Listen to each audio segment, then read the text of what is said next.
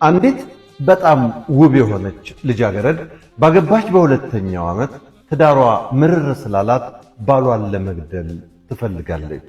ይህች ቆንጆ ልጅ አንድ ቀን ጠዋት ወደ እናቷ ቤት ብርር ብላ በመሄድ እማዬ የባሌ ነገር አድክሞኛል፣ የሚያደርጋቸው የማይረቡ ነገሮች ሰልችተውኛል፣ ለኔ አያስብልኝም፣ ዞር ብሎ አያየኝም፣ እኔ እንጃ ከሌላ ሴት ጋር የጀመረው ነገር አለ መሰለኝ፣ እርሱን ገድዬ መገላገል ፈልጋለሁ፣ በሌላ በኩል ሕግ ያስረኛል ብዬ ፈራለሁ፣ እባክሽ እርጅኝ አለቻት። እናቷም እሺ ውድ ልጄ እረዳሻለሁ፣ ነገር ግን አንዳንድ የምታደርጊያቸው ነገሮች አሉ አለቻት።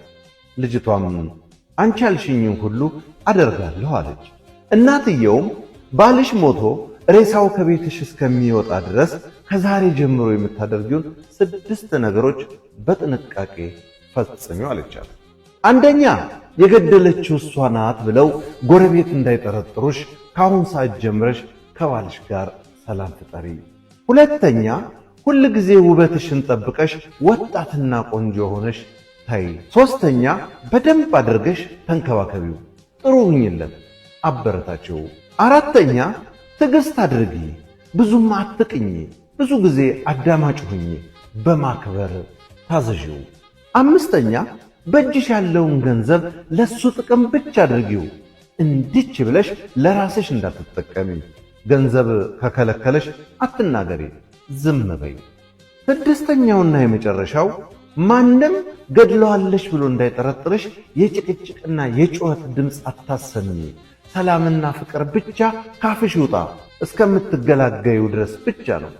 እናትየዋ በድጋሚ ሳታዛነፊ ያልኩሽን ታደርጊያለሽ አለቻት። ልጅቷም እሱ ብቻ ሞቶ ሬሳው ይውጣልኝ እንጂ አደርገዋለሁ አለቻት። እናትየው የሆነ ብልቃጥ እየሰጠቻት ይህንን መርዝ ያዥው፣ ቀስ እያለ ውስጡን አመንምኖ እንዲገድለው በየቀኑ ምግብ ውስጥ ጠብ እያደረግሽ ስጪው አለቻት። በዚህ ምክሯ ልጅቷም ደስ እያላት ወደ ቤቷ ተመለሰች። ከአንድ ወር በኋላ ልጅቷ ወደ እናቷ ቤት ተመልሳ መጣችና እንዲህ አለቻት፣ ወይ ጉድ! ሰውየው ወሬ ሰምቶ ይሁን ወይ ቀልቡ ነግሮት ድሮ ዞር ብሎ የማያኝ ሰውዬ ፍቅሬ፣ ማሬ፣ ወለላዬ፣ ሕይወቴ፣ ንግሥቴ በዓለም ላይ የምታክል ሴት የለችም ይለኝ ጀምሯል። ብቻ እንጃ ጸባዩ ልውጥ አለብኝ። እናትየውም መርዙን እየሰጠሽው ነው አለቻት። ልጅቷም አይኗ ላይ እንባ እያቀረረ አዎ፣ ግን አሁን ጸባዩ ሸጋ፣ ጣፋጭ፣ አፍቃሪ ባልሆኗል። እንዲሞትብኝ አልፈልግም። ማርከሻ ሌላ መድኃኒት ካለ ፈልግልኝ ባክሽ፣ ጸጸቱ ሊገልለኝ ነው አለቻት። እናትየውም እንዲህ አለቻት፣ ልጄ በብልቃጥ የሰጠውሽ መርዝ አይደለም፣ የእርድ ዱቄት ነው። ነገር ግን ቀስ በቀስ ጸባዬ መጥፎውን ባልሽን የገደልሽው መርዙ አንቺ ነሽ። ማለቴ እሱን ማፍቀር፣ መታዘዝ፣ መንከባከብ፣ መታገስ፣ ማክበርና ውብ ሆነሽ ስትገኚ ባልሽን መለወጥ ችለሻል። ልጄ አንቺ ለሌላው ሰው ምንም ነገር ሳትሰጪ እንዴት ከሌላ ሰው ያልሰጠሽውን ትጠብቂያለሽ? ፍቅር ማለት ሰጥቶ መቀበል ነው። ቅድሚያ ግን መስጠት ያስፈልጋል።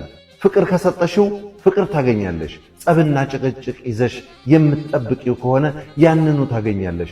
ምላሽ ሳትጠብቂ ከራስሽ አስበልጠሽ በሁሉም ነገር ባልሽን አስቀድሚ፣ ፍቅር ስጪው።